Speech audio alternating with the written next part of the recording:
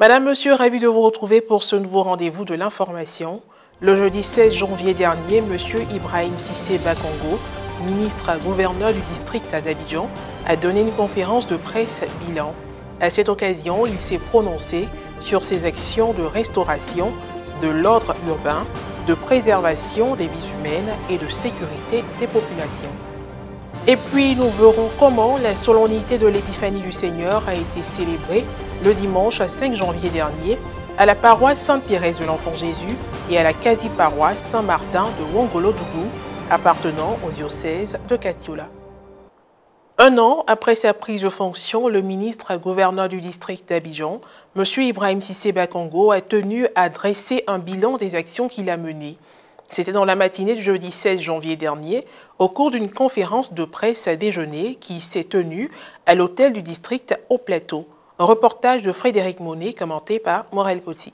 Le 2 janvier 2024, le ministre Ibrahim Cissé Bakongo a pris fonction en tant que gouverneur du district d'Abidjan. Déjà, 365 jours se sont écoulés. Le jeudi 16 janvier dernier, il a convié les hommes et femmes des médias à une conférence de presse déjeuner qui s'est tenue dans la salle Félix Houphouët-Boigny de l'hôtel du district au Plateau. Cette rencontre lui a permis de dresser un bilan, voire mettre en exergue tout ce qu'il a entrepris à travers les grands chantiers de la ville d'Abidjan.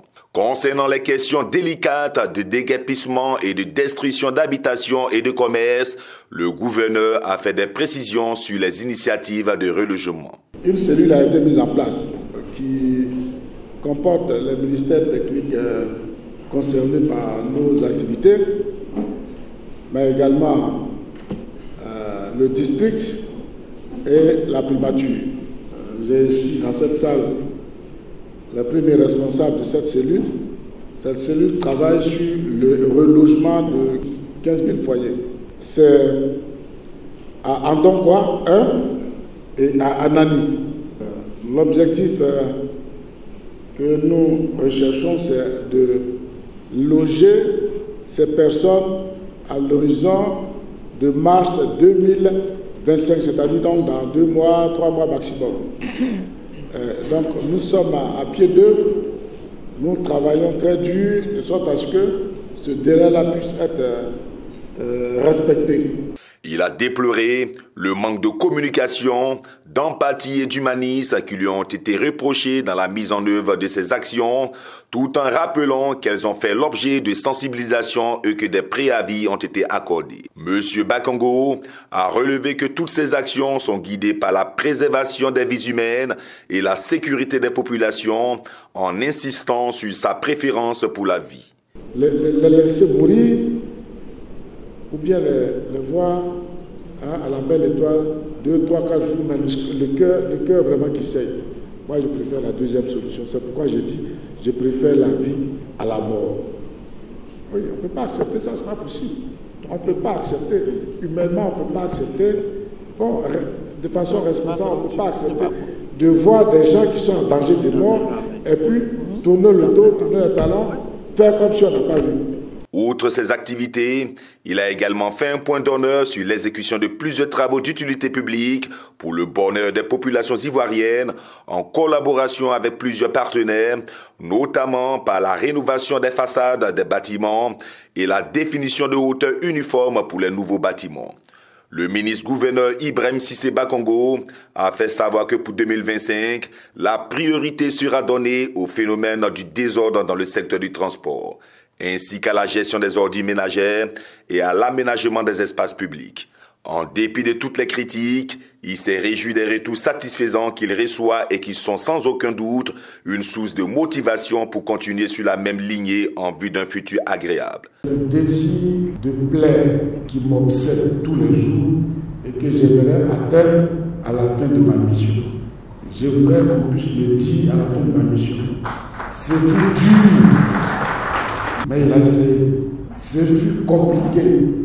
On l'a construit, insulté, on lui a jeté des pierres, mais à la fin, il a réussi. Alors oui, j'ai fait un sale boulot, le sale job, mais je suis convaincu que l'histoire reconnaîtra que j'ai fait ce que j'ai fait dans l'intérêt de tous, dans l'intérêt commun. Rappelons que M. Ibrahim Cissé Bakongo a été nommé gouverneur du district autonome d'Abidjan par le président de la République ivoirienne le 27 décembre 2023, succédant à M. Robert Begremambé, l'actuel Premier ministre ivoirien. Parlons religion à présent. À l'exemple des rois mages, les fidèles de la quasi-paroisse Saint-Martin de Wongolodougou sont allés à la rencontre du petit Jésus le dimanche 6 janvier dernier à l'occasion de la messe dite en la solennité de l'Épiphanie du Seigneur. Une célébration présidée par l'administrateur paroissial, Père Guy Roland Koné.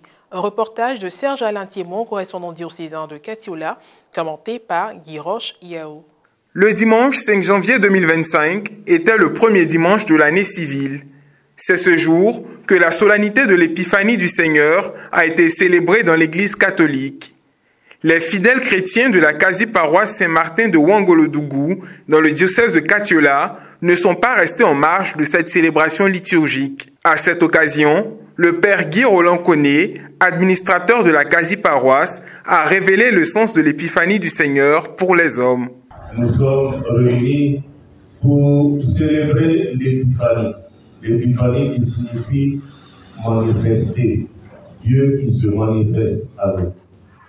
Avec cet enfant qui est né, c'est Dieu qui se manifeste à son peuple. Et comme a dit l'Évangile, c'est l'accomplissement de toutes les prophéties qui ont été dites jusque-là. Les prophéties avaient pour rôle de convertir les gens, mais les prophéties avaient pour rôle aussi d'annoncer la naissance, l'arrivée de Dieu lui-même. Toujours dans le même élan, il a fait comprendre que malgré l'intelligence et la richesse, il faut continuellement rechercher Dieu. Après avoir pris part à la messe, certaines personnes ont donné leur avis sur la solennité. Ce que je retiens aujourd'hui de la célébration de l'Épiphanie est que le Seigneur se révèle en nous. Il faut qu'on le suive avec toutes les facultés que nous donne l'intelligence, la sagesse. On le suit, on le recherche avec tout ce qu'il va avec. Les mages nous enseignent la démarche envers Dieu. Il faut chercher Dieu et le trouver. Et quand on l'a trouvé, il faut savoir le reconnaître et ensuite l'adorer. D'autres ont même formulé des vœux pour la nouvelle année. Je souhaite une bonne heureuse année à toute la communauté Saint-Martin et que la paix et l'amour règnent dans notre paroisse.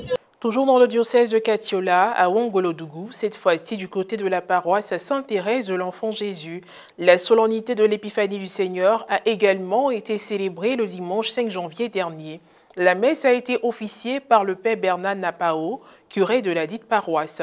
Un reportage de Serge Alain Thiémon, correspondant diocésain Katiola, commentaire Marie Abissier. Diocèse de Katiola, paroisse Sainte-Thérèse de l'Enfant Jésus de Wongolodougou. Comme chaque dimanche, le 5 janvier dernier, la communauté paroissiale y était réunie pour participer à l'Eucharistie.